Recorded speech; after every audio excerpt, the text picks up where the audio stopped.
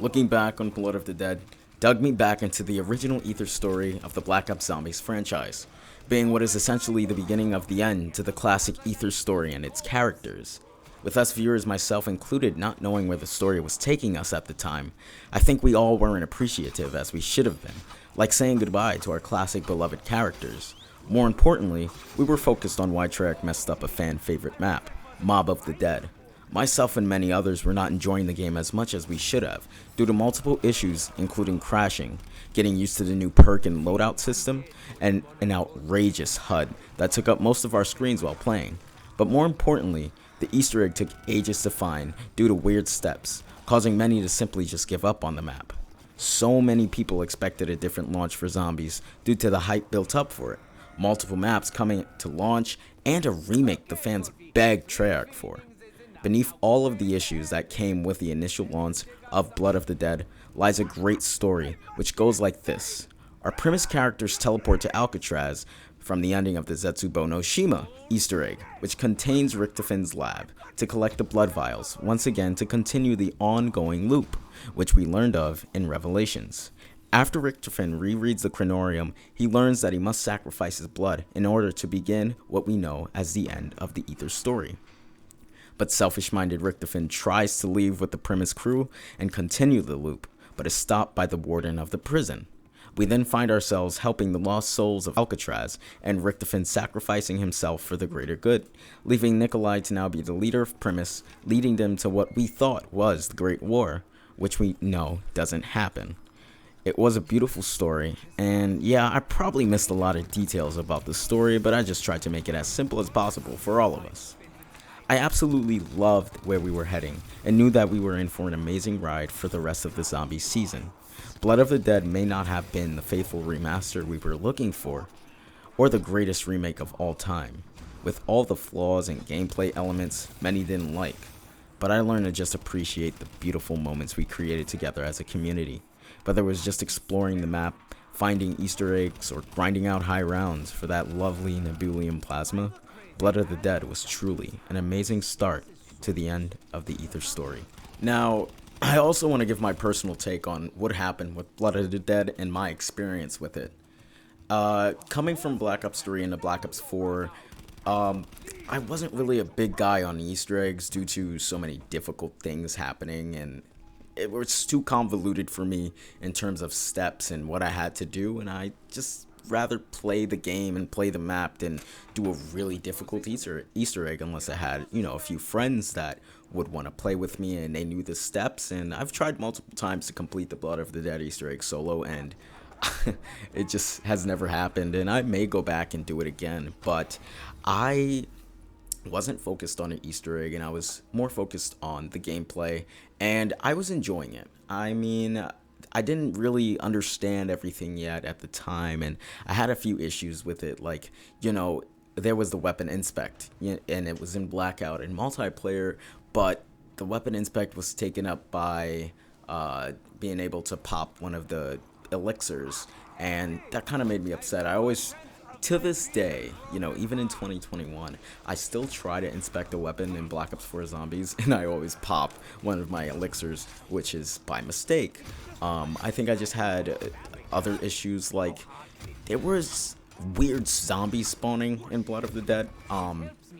They would come in super fast. Like, say you teleported from the spawn of the map into cafeteria, they would immediately be there while you were teleporting, and that kind of messed up the gameplay for me. The Juggernog was a huge issue for me. I feel like Juggernog is something that you earn. You start off with low health, but you gain those points, and what do you want to do first? Do you want to pack a punch, or do you want to spend that 2,500 on your jug? So starting off with 150 health, you don't really feel as powerful, and that 4-hit system doesn't really work because mentally, like in your brain, you feel as though you need to grab Juggernog to get stronger.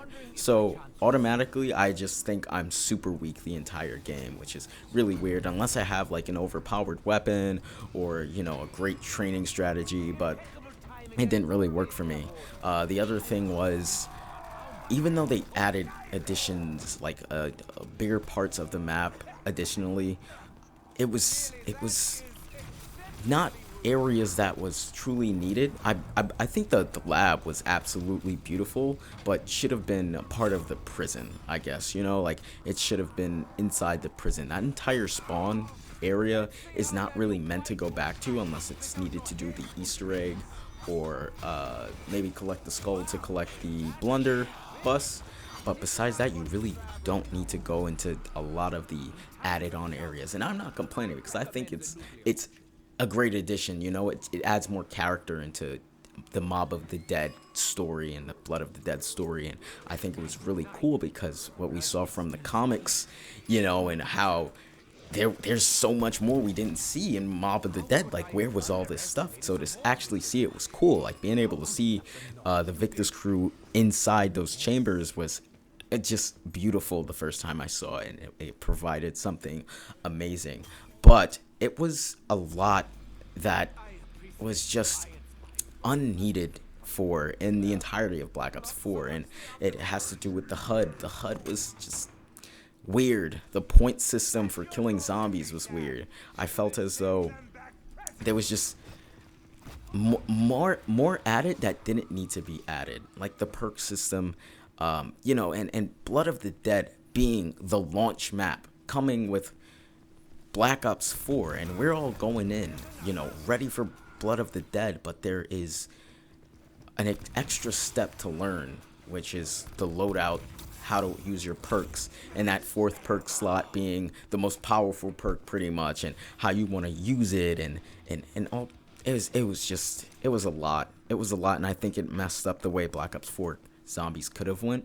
And I still think Black Ops 4 Zombies, Chaos and Ether are one of it's amazing. The story's great. The character development is great. Digging into the lore even deeper and closing out stories from the past that we never, you know, got to close out, but they closed it out in Black Ops 4. It was beautiful, and it was a beautiful ending to say goodbye to our previous crews and characters and starting off brand new pretty much in Black Ops Cold War with the Dark Ether story. It was just beautiful, but it had so many issues, and I truly loved Blood of the Dead as a story, but gameplay wise, it's not something that I can just hop back into. You know, some people are able to just hop back on the moon in Black Ops 1 and enjoy themselves, or Black Ops 3, but in Black Ops 4, Blood of the Dead isn't something I would jump to. I would rather play 9 or Classified. Classified really brought a true remake. That was a true remake, and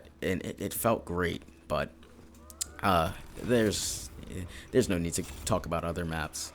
But I wanted to thank you guys for watching. Let me know your opinions down below. What was it like for your first time playing Blood of the Dead? Do you truly love it, or, you know, do you feel similar to my opinions? And, you know, if you do disagree with a lot of the things I said, I apologize. Sometimes I talk off the top of my head, and I may say things the way I shouldn't have said them, and we can always dig deeper in the comment section. So, appreciate you guys watching. I hope you guys have a great day, night, afternoon, whatever, and I'll see you later.